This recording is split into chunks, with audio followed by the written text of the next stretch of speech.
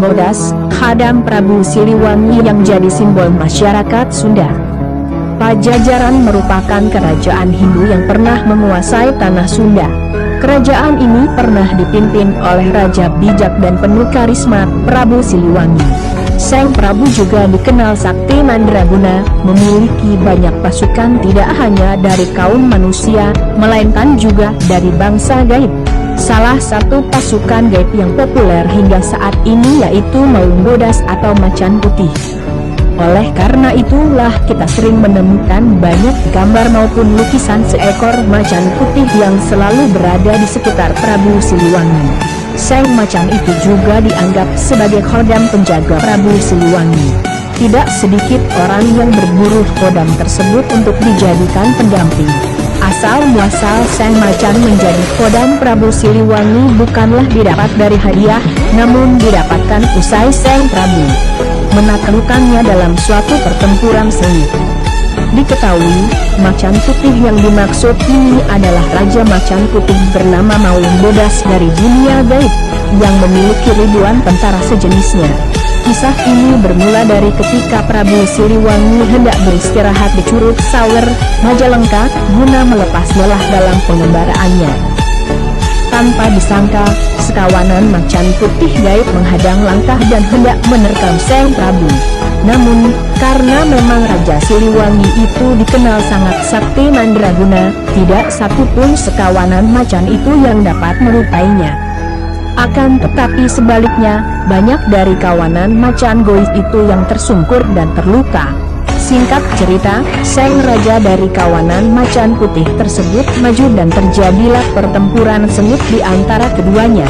Lagi-lagi dengan kesaktiannya, Prabu Siliwangi berhasil mengalahkan sang raja gaib macan putih.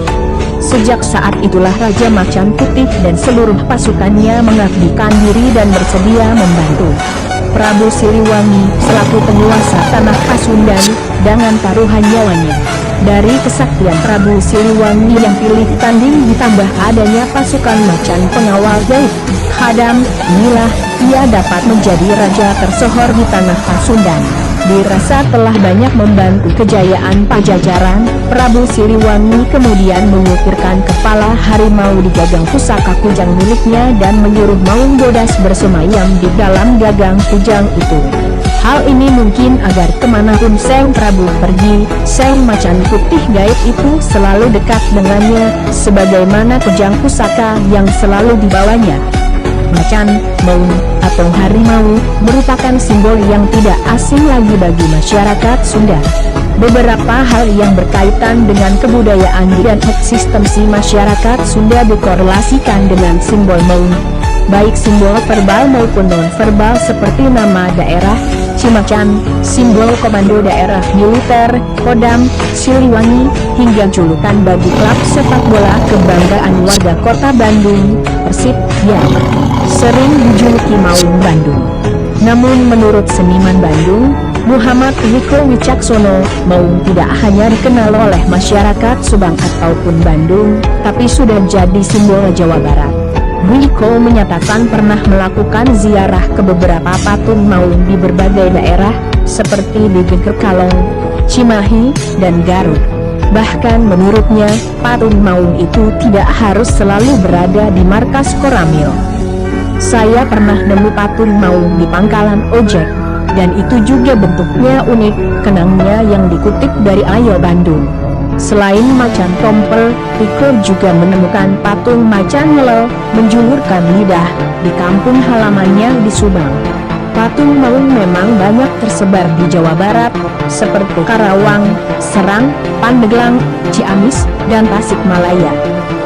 Meskipun konon sosok Maung merupakan pesimbol dari Prabu Siliwangi, tidak semua wilayah di Jawa Barat memiliki patung Maung. Di Cianjur dan Bekasi misalnya, Wiko merasa belum pernah menemukan sosok Maung di sana. Peneliti Belanda, Scipio, kepada Gubernur Jenderal Foch, Johannes Campulijes melaporkan mengenai jejak sejarah Istana Kerajaan Pajajaran di kawasan Pakuan, daerah Batu Tulis Bogor sekarang.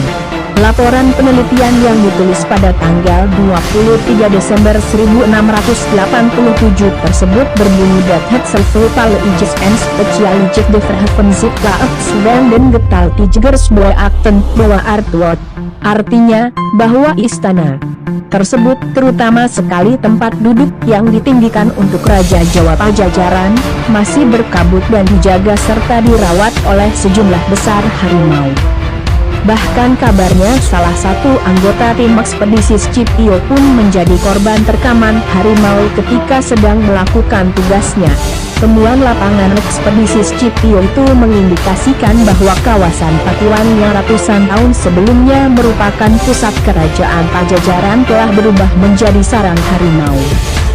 Hal inilah yang menimbulkan mitos-mitos bernuansa mistis di kalangan penduduk sekitar Pakuan mengenai hubungan antara keberadaan harimau dan hilangnya kerajaan Pajajaran.